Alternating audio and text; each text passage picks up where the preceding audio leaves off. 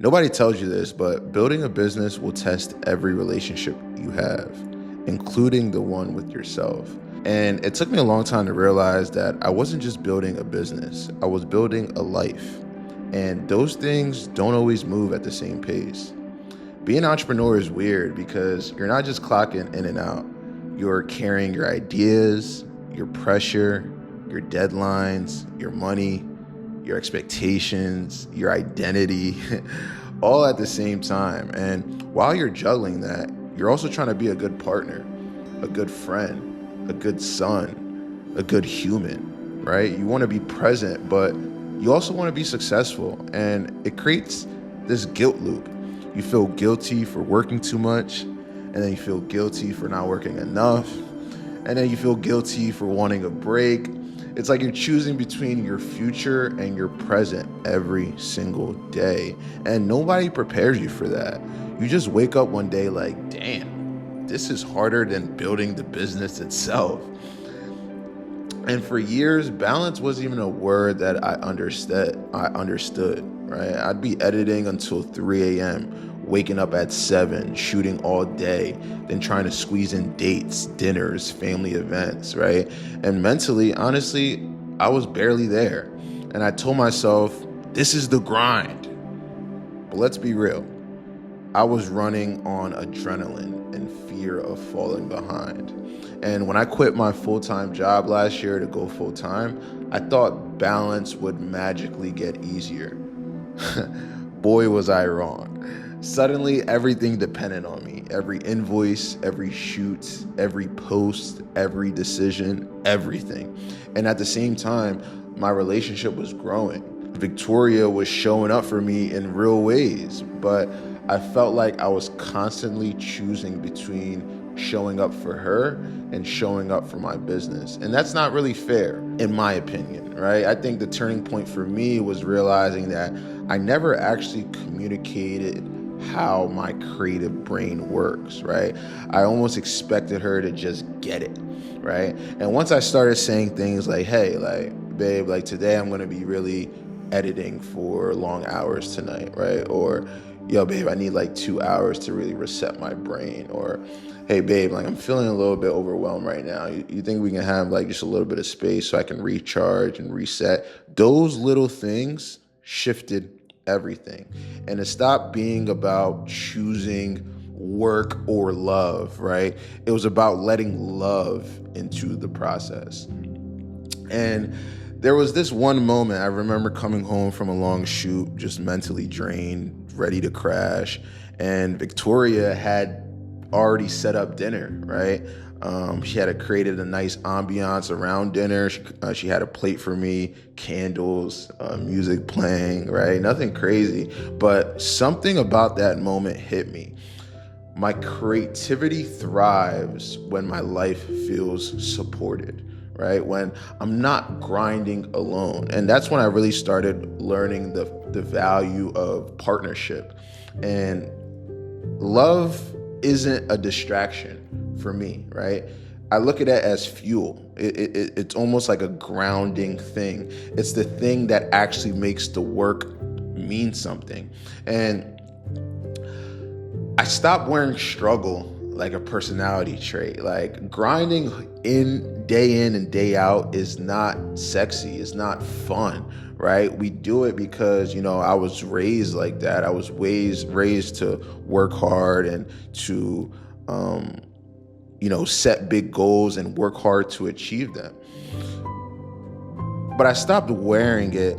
I stopped wearing that hustle culture, that struggle culture like a personality trait. And I think that's when everything started working. If you are, in a partnership with someone, how do you balance those things? How do you make sure that you fill the cups in all areas? Because all three of those areas, business, love, creativity, are equally important. This is like my cheat code blueprint, okay?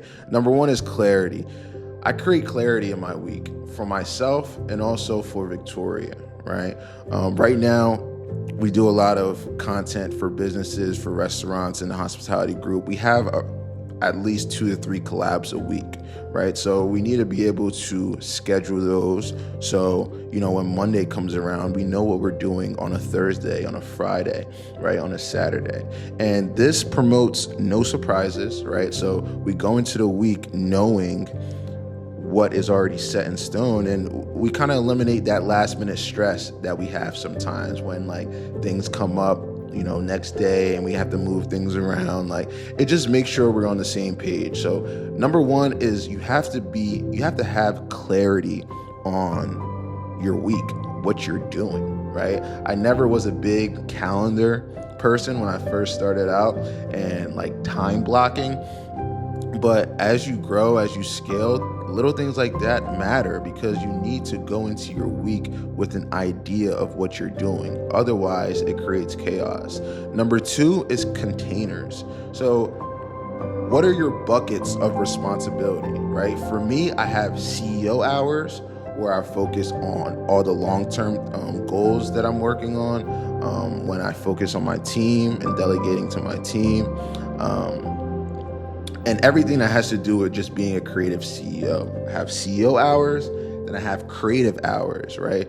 This is hours like this where I can record and work on my personal brand, or I can edit videos for my personal brand, right? And then I also have relationship hours, right? Those are usually towards the end of the day, towards the evening time, where, we recharge and we relax and we spend intentional time together.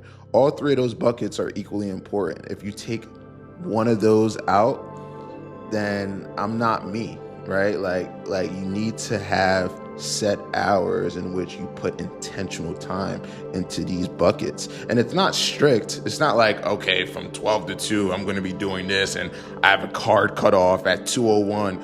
You're wasting my No, it's not none of that.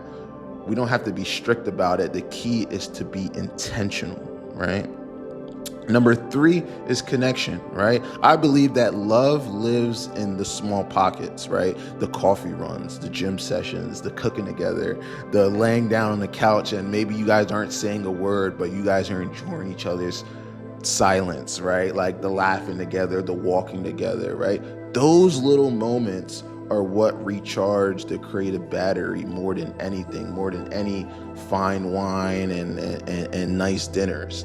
You got to be able to, with your partner, enjoy those little moments that may seem small to other people, but are everything to you.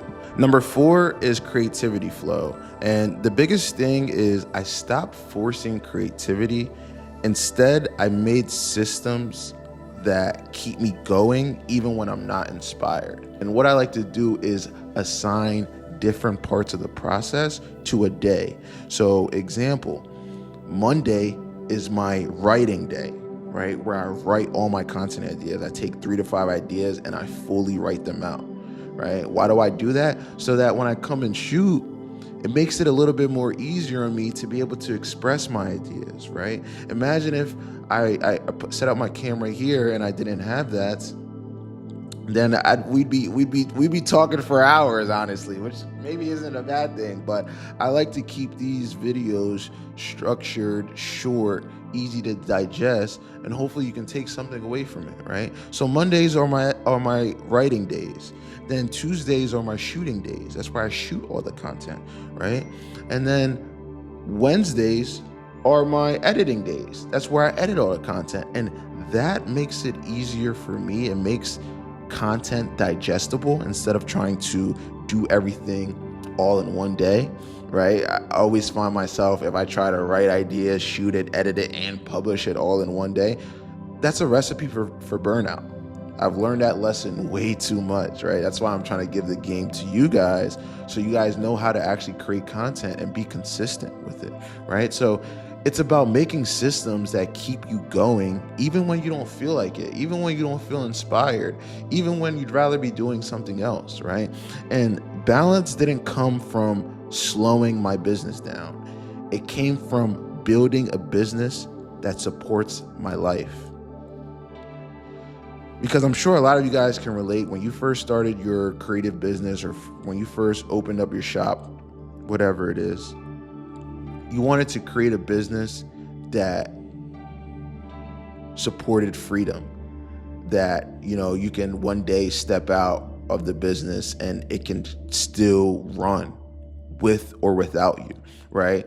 And that comes from building a business around your passion, building a business around your innate abilities, your innate traits that make you you, and learning how to build systems around that, right? I think a lot of us, you know, we want that. We want to build a business that promotes freedom, that allows us to be able to step away one day and it still thrives. So taking those measures in your clarity, right? Being clear on what you are, right? Then having containers for me, CEO hours, creative hours, and relationship hours, right? And being intentional with your time about that, right? Being intentional about connection, right? Finding those small pockets, those little moments that mean everything, right?